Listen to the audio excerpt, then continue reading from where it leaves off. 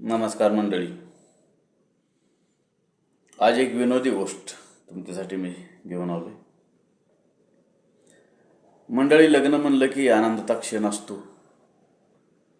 मुलीकडच्यांनाही आनंद असतो आणि मुलाच्या घरच्याला पण आनंद असतो.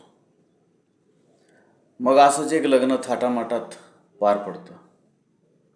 पण त्या लग्नामध्ये एक गंमत झाली असते.